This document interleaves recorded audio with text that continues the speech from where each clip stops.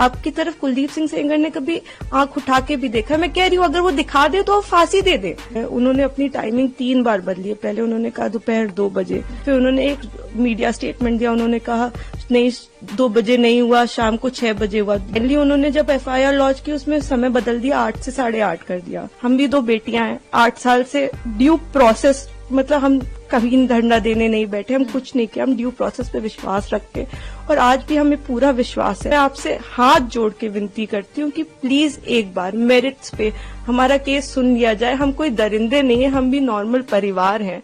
This video is sponsored by Mahalakshmi Jewelers, Mannur Multi-Speciality Hospital, KBN University, Kebab Corner Restaurant and Banquets, Imran Silk House, Alchere Group of Institutions, and by Ideal with G. So what would you like to say about that? I am the elder daughter of Kuldeep Singh Sengar. हम 2 बहनें हैं। मैं बस इतना ही कहना चाहती हूँ कि अगर एक भी प्रूफ है कि मेरे पिता ने उनकी तरफ जो ये एलेज कर रही हैं आंख उठा के भी देखा है तो आप मेरे पिता को फांसी चढ़ा दीजिए। लेकिन प्लीज एक बार मेरे केस के जो सारे फैक्ट्स है वो तो लोगों के सामने आने दीजिए।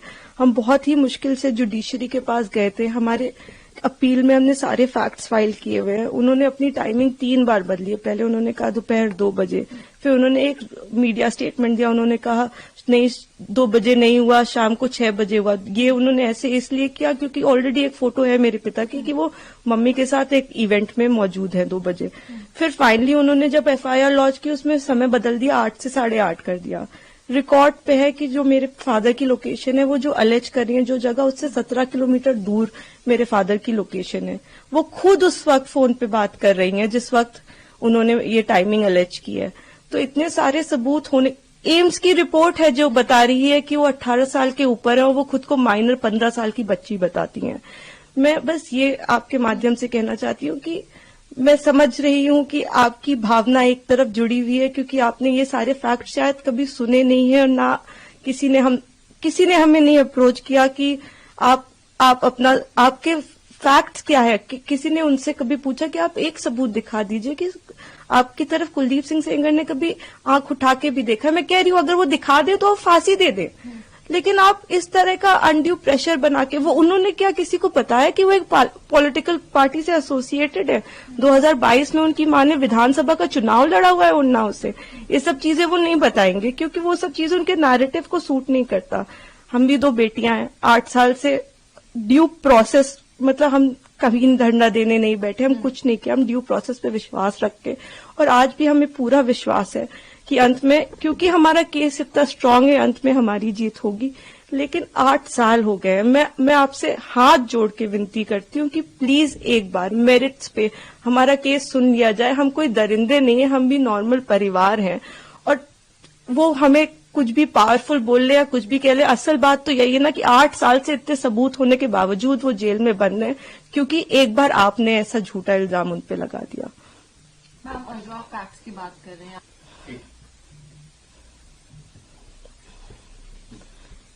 इस केस में इन्होंने स्टेटमेंट्स तो अपने बहुत सारे बदले ही हैं जो कि आप अगर मुझसे कहेंगे तो मैं आपको डिटेल में प्रोवाइड कर दूंगी। इन्होंने समय 3 बार बदला है। पहले इन्होंने कहा कि दोपहर को 2 बजे कुलदीप सिंह सेंगर ने मेरे साथ रेप किया। उसके बाद इन्होंने कहा नहीं दोपहर के 2 नहीं बज रहे थे, शाम के 6 बज रहे थे। फिर इन्होंने चेंज किया, कहा नहीं ये नहीं हो रहा था, शाम के 8:30 बज रहे थे। जब सीबीआई ने मेरे फादर की लोकेशन निकाली तो उनकी लोकेशन 17 किलोमीटर दूर उनके उन्नाव ऑफिस की पाई गई। सीबीआई ने दूसरे केस में जानबूझ के हमें चार्जशीट किया और उसके बाद जब दूसरे केस में चार्जशीट लगाई तो हमें पता लगा कि हमने जब वो सीडीआर से तो हमें पता लगा कि ये तो उस वक्त पे फोन पे बात कर रही थी।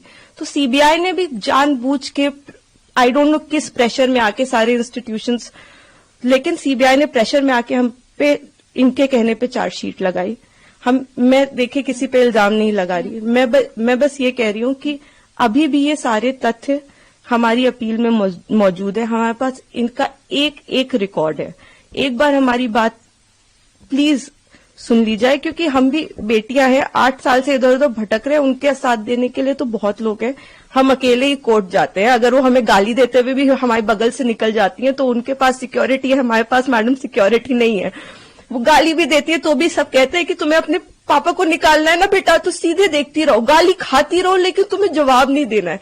हमने आज तक किसी को जवाब नहीं दिया, यही सोचते हुए, क्योंकि हम प्रोसेस में कि हम हर चीज सही ढंग से करेंगे, हम किसी ऐसे वैसे लोगों के पास नहीं जाएंगे, तो कहीं ना कहीं इतने सबूत है इसमें कि हमें जीत मिलेगी।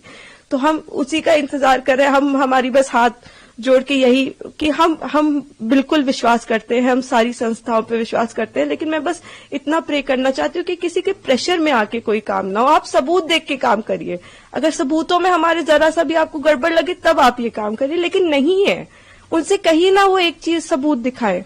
वो बोलते हैं कि ट्रक वाला जो एक्सीडेंट बताते, कितनी मिस इन्फॉर्मेशन है कि 11 बार कि हो सकता है IIT दिल्ली, CBI, NHRC सारी की एक्सपर्ट टीम बनाई गई थी, इसमें सबने पाया कि वो नेचुरल एक्सीडेंट था। मेरे फादर उस केस से डिस्चार्ज हो चुके हैं, लेकिन आप देखिए आपको कोई मीडिया चैनल नहीं बताएगा कि मेरे पिता उस केस से डिस्चार्ज हो गए थे, जिसमें वो कह रही हैं कि लोगों को मरवाया। आज भी आपने यही नैरेटिव बना रखा है कि लोगों को मरवाया। मतलब इतना झूठ, इतना मिस इन्फॉर्मेशन है वहां पे कि मैं बस रिक्वेस्ट करना चाहूंगी, प्लीज किसी तरह का मिस इन्फॉर्मेशन मत फैलाएं। आपके जैसे भी सवाल हो आप मुझसे पूछ लें। आप फादर की डेथ की बात करते हैं, मेरे पिता उस वक्त टाउन में ही नहीं थे, he was not even present in Unnao. ये भी एलिगेशंस लगाए गए हैं। जी, मैं इसीलिए मैं ट्विटर पे रोज मुझे रेपिस्ट की बेटी और जाने क्या क्या कहा जा रहा है, तो मैं जानती हूँ अगर हम अपने फैक्ट्स भी ट्वीट करते हैं या हम फैक्ट्स भी बताने की कोशिश करते हैं तो हमें बहुत अलग अलग नामों से बुलाया जाता है। हम जवाब भी नहीं दे सकते, क्योंकि सारी हमें पता है कि सारी संवेदना है वो सब एक तरफ जुड़ी हुई है। हम तो बेटियां है ही नहीं, लेकिन ठीक है हम सब झेल रहे हैं। लेकिन जो आप वही मैं कह रही हूँ ना कि तथ्यों पे कोई बात करे। आप कह रहे विटनेस, किस विटनेस को मरवा दिया? अगर एक रिपोर्ट है कि वो नेचुरल एक्सीडेंट था तो हमने कैसे वो कराया? आप बताइए ना। IIT दिल्ली तो झूठ नहीं बोले, एक्सपर्ट टीम्स बनाई गई, इतना प्रेशर बनाया गया। मेरे घर में रोज रेड मारते थे, रोज मेरी माँ को परेशान करते थे, मुझको परेशान करते थे, क्योंकि उस वक्त भी इसी तरह मीडिया में प्रेशर बनाया गया था। तो मैं बस इतना ही मैं सच में it's my humble request to all of you, आप पहले केस जान लीजिए, आपके जो भी सवाल हो आप कर लीजिए।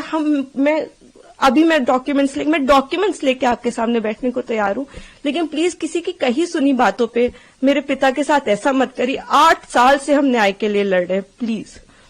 मैम, पहले दिल्ली हाई कोर्ट में उनको बेल, सुप्रीम कोर्ट ने तो उनकी बेल को रोक दिया है। बहुत बड़ा प्रोटेस्ट भी हुआ इंडिया गेट पे जो उन लोगों ने किया, उन्नाव विक्टिम ने, और उसके बाद जो है जंतर मंतर पे प्रोटेस्ट हुआ। जी, मैं सारी चीजें देख रही हूँ। मैंने आपको इसीलिए बताया कि कुछ उनके पॉलिटिकल अफिलिएशंस भी हैं, और मुझे कोई वो बिल्कुल प्रोटेस्ट करे, लेकिन जहां वो प्रोटेस्ट कर रहे हैं उनसे आप एक बार जाके कह दीजिए कि आप प्लीज सबूत दे दीजिए, एक बार दिखा दीजिए कि क्या सबूत है कि कुलदीप सिंह सेंगर ने आपके साथ ऐसा ऐसा किया। एक बार मैं मीडिया के मेंबर से रिक्वेस्ट है कि कोई भी एक बार जाके उनसे पूछ ले कि आप एक सबूत दे दीजिए। मैडम, मैंने तो 6-7 पॉइंट बताए हैं, आप एक पॉइंट बता दीजिए कि ये सबूत है कि आपके साथ ऐसा ऐसा उस दिन हुआ, सिवाय आपके बोलने के, जिसमें भी आपने कई बार अपने बयान बदले हैं। आपने मेरे पिता पे आपने एक केस फाइल किया, अन्य लोगों पे 2.5 महीने बाद आपने सोच समझ के, शायद ये आप में से कम लोगों को पता होगा, सन 2000 में इनके चाचा हिस्ट्री शीटर हैं, उन पे 17 मुकदमे हैं, 17, and these are not put by us. मैं जब पैदा हुई हूं उसके पहले से मुकदमे चल रहे हैं, तो इसके पहले कि लोग इसमें भी कुछ सोचे। 17 मुकदमे सन 2000 में वो मेरे चाचा पे अटेम्प्ट टू मर्डर का उनके ऊपर केस चला है, वो इस वक्त तिहाड़ में बंद है, जो इनके चाचा है। तो आज की इनकी दुश्मनी नहीं है हमसे, इनकी दुश्मनी हमसे पुरानी है। तो बहुत सारे कारण हैं। अगर आप कोई भी मुझसे सवाल पूछना चाहते हैं तो आप मुझसे डिटेल पूछे, मैं सारी सवालों का आपका जवाब। मैं बस चाहती हूँ कि आप फैक्ट्स पे बात करें। आप एक बार, मैं भावनाएं समझती हूँ सबकी, किसी को भी, मैं खुद एक बेटी हूँ, मुझे ये कहानी किसी बच्ची की सुनाई जाती तो मैं भी शायद ट्विटर पे गालियां ही लिख रही होती, लेकिन उस कहानी में कितना सच है ये जान लीजिए कि दूसरी तरफ भी हैं बेटियां, दूसरी तरफ भी लोग हैं। जिस इंसान को आप इतना बुरा समझ रहे हैं वो नहीं है, वो 2 बच्चियों के, और मैं इसलिए नहीं कह रही कि आप आर्ग्यूमेंट्स वो लेके आए, लेकिन वो भी इंसान, क्या उन्होंने देखा भी आंख से? आप एक प्रूफ दे दीजिए और आप मेरे पिता को फांसी पे चढ़ा दीजिए। मैं कह रही हूं, अगर एक भी सबूत है कि मेरे पिता ने उस लड़की की तरफ आंख उठा के भी देखा है तो आप मेरे फादर को फांसी दें। लेकिन अगर वो सबूत नहीं है तो हमें पूरा हक है कि हमारे भी सबूत सुने जाएं। प्लीज हमें वो मौका दीजिए। तो मैम आपने फैक्ट्स का जिक्र किया है, तो जब इनको बेल दी तो क्या इन्हीं फैक्ट्स के बेसिस पे बेल मिलती है, कहना सही होगा? बिल्कुल, आपने शायद डिटेल्ड ऑर्डर देखा होगा, उसमें आप मेरे जो सीनियर एडवोकेट रहे उन्होंने मिस्टर एन हरिहरन जी, उन्होंने सारे पॉइंट्स पे आर्ग्यू किया था। उन्होंने आर्ग्यू किया था कि ये माइनर नहीं थी, एम्स की रिपोर्ट है। उन्होंने आर्ग्यू किया था कि 3 अलग अलग इन्होंने टाइम बताए। उन्होंने आर्ग्यू किया था कि हमारे पिता की सीडीआर लोकेशन 17 किलोमीटर दूर की। उन्होंने आर्ग्यूमेंट किया था कि ये फोन पे है। आप ऐसा नहीं है कि कोर्ट के सामने हमने जाके कह दिया हम पब्लिक सर्वेंट नहीं है और कोर्ट ने कहा कि आप रिहा हो जाइए। हमने सारा पूरी चीज कोर्ट के सामने प्रस्तुत की और हर चीज लीगली हुई है। मैं कह रही हूँ कि जो लोग ऑर्डर का ऑपरेटिव, आप पूरा ऑर्डर पढ़िए ना कि क्या हमारी तरफ से सिर्फ एक ही आर्ग्यूमेंट किया गया है। हमने पूरी चीज, हमने 5 पॉइंट अपने कोर्ट के सामने रखे हैं। तो अभी आखिरी सवाल है मैम मेरा आपसे, अभी सुप्रीम कोर्ट ने ब्रीफ को आप कैसे देखते हैं? देखिए, ये तो आप लोग बेहतर समझते हैं कि वेकेशंस में, और आपने मुझे ऑलरेडी बताया ही, लेकिन हमें जुडिशरी पे पूरा विश्वास है। हम 8 साल से इसी विश्वास पे जिंदा हैं क्योंकि हमें जुडिशरी पे विश्वास है, हमें इस प्रोसेस पे विश्वास है कि एक ना एक दिन इतने अच्छे सबूत हैं, और जब तक मैं जिंदा हूं तब तक तो वो कागज कोई नहीं मिटा सकता, वो फैक्ट्स कोई नहीं मिटा सकता। तो उन फैक्ट्स के होप में कि ये एक दिन सबके सामने आएंगे, मैं जिंदा हूं।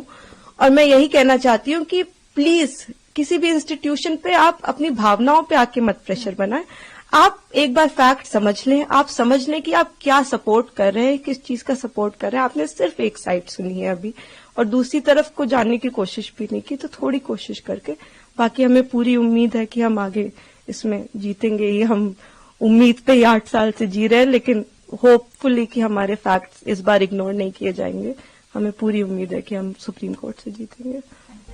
Thank you. This video is sponsored by Mahalakshmi Jewelers, Mannur Multi-Speciality Hospital, KBN University, Kebab Corner Restaurant and Banquets, Imran Silk House, Archery Group of Institutions, and by Ideal with G.